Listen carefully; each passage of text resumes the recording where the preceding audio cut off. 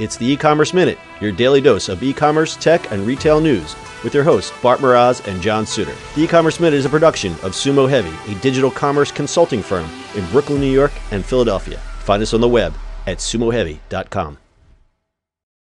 It's E-Commerce Minute, episode 216. In today's episode, Instagram launches payment for commerce. Big news. Instagram has quietly launched a native payments feature to some of its users. This is according to an article published by TechCrunch last Thursday. The new feature allows users to register a debit or credit card as part of a profile, allowing you to shop and pay without ever leaving the platform. Instagram's existing shoppable tags feature forces you out of a business's website to make a purchase, unlike the new payments feature. It goes without saying that this is a game changer for brands and individuals selling on Instagram. A profile tab allows a Visa, MasterCard, Amex, or Discover card to be added to the app, while a security tab allows users to set a PIN for authorizing purchases. A separate activity tab lists anything that a user has purchased on Instagram. Instagram confirmed to TechCrunch that native payments for booking appointments, like at restaurants or salons, is now live for a limited set of partners. Native payments are another reason more brands will be moving to the platform. With a seamless checkout option, brands will see higher conversion rates, and Instagram will see more revenue via brands using shoppable posts. Now, if they'd only fix the links. That is the funniest thing. The links are not fixed, but hey, let's do commerce. It's intentional, but it's very frustrating. It's totally intentional. So this is great. This is great for a whole ton of obvious reasons. But what I'm going to do is talk about the niche players on Instagram. I found something on Bloomberg last week before this came out. There is a exploding market for vintage clothing on Instagram, and it's perfect for it because obviously clothing, very visual. And there's these niche shoppers, single players that just are really into the vintage clothing scene. They make a post, and they say, "Oh, here's what it's going to cost," and the first person to get it can claim it.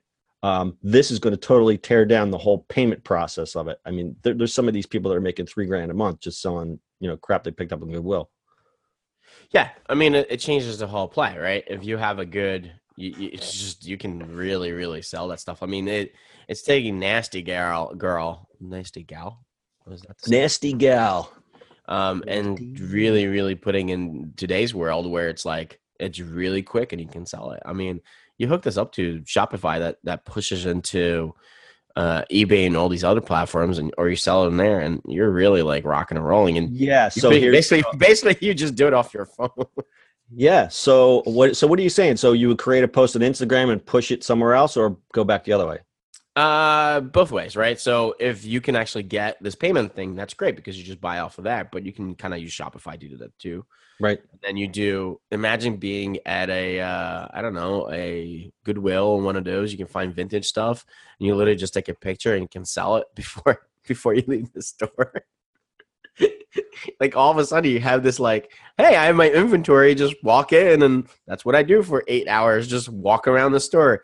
It might be a little tiring for people who work there, but exactly. I mean, if you look at this, I'm going to link this Bloomberg article in the show notes. They're basically saying that that's what these people are doing.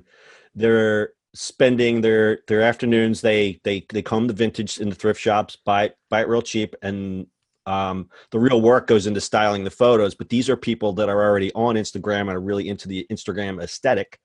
So they'll spend some time getting the clothes, cleaning it up, and then they'll spend another chunk of time.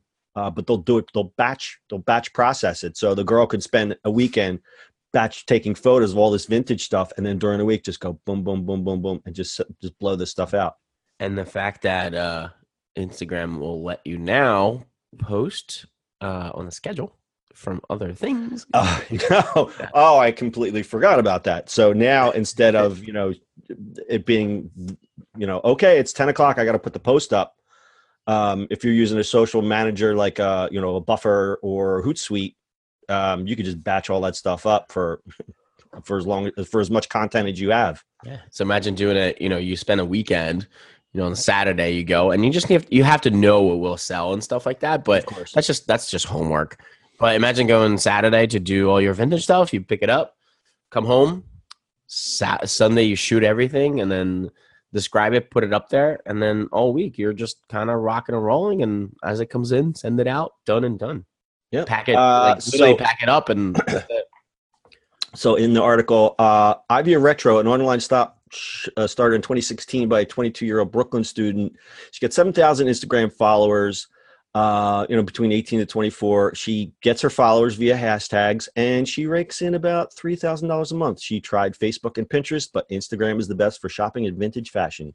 Mm-hmm. And she says it's definitely a lot more popular than it was a year ago. So I think Instagram is the place to be. I think it's going to be the place to be for people selling, especially if you have something that's visual, not like consulting like we sell. No, but visual, it could be in anything, right? You can cars and stuff like that. It's just it's taking the eBay out of it or everything else out of it, and you're playing that, into that. And I think it's a lot less friction than eBay, because eBay, it's like there's just so much things you got to get around, where it's Instagram, like there it is, and if I want it, I can click on it, and if I don't want it, I can just scroll past. It's great. That is correct, sir. All right, real game changer. I know you got to jump off. So anything else, Dad?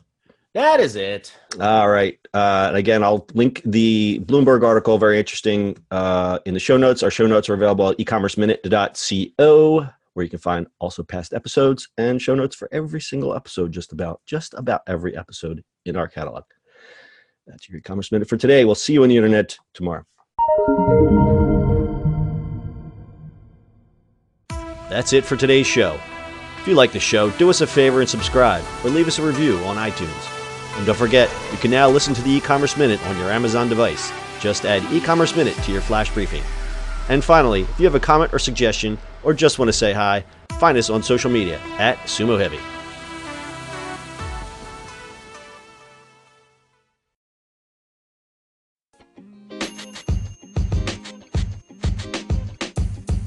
The podcast you just heard was recorded with Anchor. If you want to make your own, download the Android or iOS app completely free from anchor.fm/podcast. That's anchor.fm/podcast.